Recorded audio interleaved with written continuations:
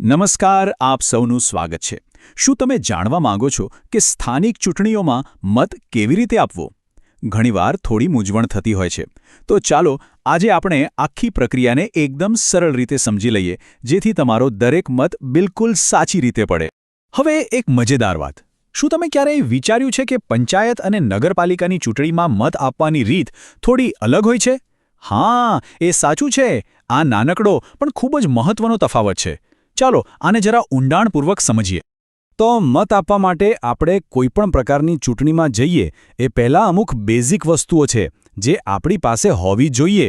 આ બધા માટે કોમન છે. ચાલો સૌથી પહેલાં એના પર એક નજર નાખી લઈએ. જુઓ, સૌથી પહેલી અને સૌથી જરૂરી શરત, તમારું નામ સ્થાનિક મતદાર યાદીમાં હોવું જ જોઈએ. અને બીજું, જ્યારે તમે મતદાન મથકે જાઓ ત્યારે તમારી પાસે એક માન્ય ફોટો આઈડી હોવો જોઈએ. હવે આ આઈડી એટલે કે તમારું વોટર આઈડી કાર્ડ, જેને એપિક પણ કહેવાય, અથવા તો રાજ્ય ચૂંટણી પંચે માન્ય કરેલું કોઈ પણ બીજું આઈડી ચાલે. આ બે વસ્તુઓ વગર તો એન્ટ્રી જ નહીં મળે, એટલે ખાસ ધ્યાન રાખજો. ઓકે, તો હવે આવે છે અસલી મજા. અહીંથી જ બધું બદલાય છે. જો ચૂંટણી પંચાયતની હોય, એટલે કે તાલુકા કે જિલ્લા પંચાયતની, તો પ્રક્રિયા અલગ છે. અને જો ચૂંટણી નગરપાલિકા કે મહાનગરપાલિકાની હોય, તો પ્રક્રિયા તદ્દન અલગ છે. ચલો આ બંને રસ્તાઓને આપણે એક પછી એક સમજીએ. ચાલો પહેલા રસ્તા પર જઈએ, એટલે કે પંચાયતની ચૂંટણી. આમાં તાલુકા અને જિલ્લા પંચાયત બંનેની વાત કરીશું. હવે અહીં ખાસ ધ્યાન આપજો.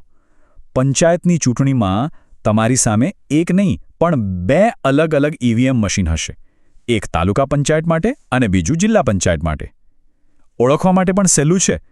તાલુકા પંચાયતવાળા મશીન પર ગુલાબી રંગનું બેલેટ હશે અને જિલ્લા પંચાયતવાળા પર સફેદ, એટલે રંગ જોઈને જ ખબર પડી જશે કે ક્યાં મત આપવાનું છે.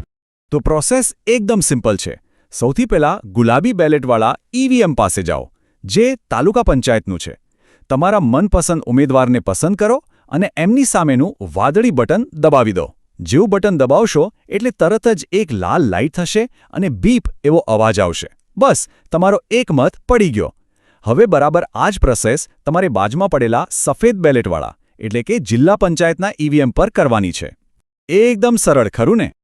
ઓકે, તો પંચાયતવાળો રસ્તો તો ક્લિયર થઈ ગયો. હવે આપણે બીજા રસ્તા પર જઈએ. નગરપાલિકા અને મહાનગરપાલિકાની ચૂંટણી. અહીંયા એક બહુ મોટો અને બહુ જ મહત્વનો ફેરફાર છે. ચાલો જોઈએ કે એ શું છે. જુઓ, અહીંયા બે મશીન નથી, ફક્ત એક જ ઈવીએમ હશે. અને બીજી ખાસ વાત, અહીં તમે એક નહીં પણ 4 જેટલા ઉમેદવારોને મત આપી શકો છો. તમારે તમારી પસંદના ઉમેદવારો સામેનું વાદળી બટન એક પછી એક દબાવવાનું છે. પણ અહીંયા જ સૌથી મોટો ટ્વિસ્ટ છે.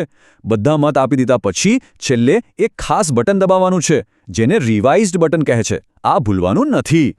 ચાલો આ છેલ્લા બટનની વાત જરા ડિટેલમાં કરીએ, કારણ કે આ આખી પ્રોસેસનો સૌથી મહત્વનો ભાગ છે.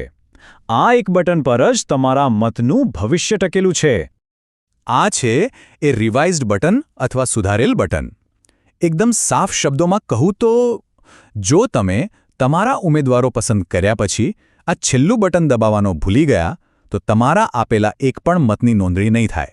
મતલબ, તમારી આખી મહેનત પાણીમાં જશે. અને આ અમે અમારા મનથી નથી કહેતા. આ ચૂંટણી પંચનો ઓફિશિયલ નિયમ છે. સ્પષ્ટ લખેલું છે કે જો સુધરેલ બટન નહીં દબાય તો સિસ્ટમમાં મત રજીસ્ટર જ નહીં થાય. એટલે આને તો ગાંચ બાંધી લેજો. હવે માની લો કે ઉતાવળમાં કોઈ ખોટો ઉમેદવારનું બટન દબાઈ ગયું તો ગભરાવાની જરૂર નથી.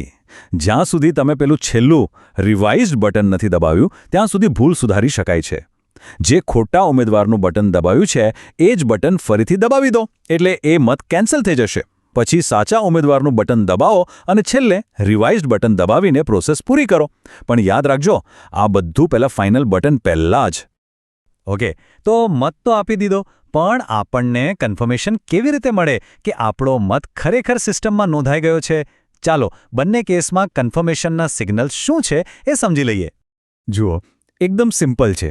જો તમે પંચાયતની ચૂંટણીમાં મત આપો છો, તો તમે જેટલી વાર બટન દબાવશો, એટલે કે 2 વાર, બંને વાર લાલ લાઇટ થશે અને બીપ અવાજ આવશે. પણ જો નગરપાલિકાની ચૂંટણી હોય તો તમે ભલે 1, 2, 3 કે 4 મત આપો, બીપ અવાજ છેક છેલ્લે પેલું રિવાઇઝ્ડ બટન દબાવ્યા પછી જ આવશે. એટલે ત્યાં સુધી રાહ જોવી પડશે. તો હવે તમને આખી પ્રક્રિયા બરાબર સમજાઈ ગઈ છે, ખરું ને? હવે જ્યારે તમે મત આપવા જશો ત્યારે પૂરા કોન્ફિડન્સ સાથે જશો, કારણ કે સાચી જાણકારી જ તમારા મતને સાચી તાકાત આપે છે. તો ચોક્કસ મતદાન કરજો અને આપણા લોકતંત્રને વધુ મજબૂત બનાવજો.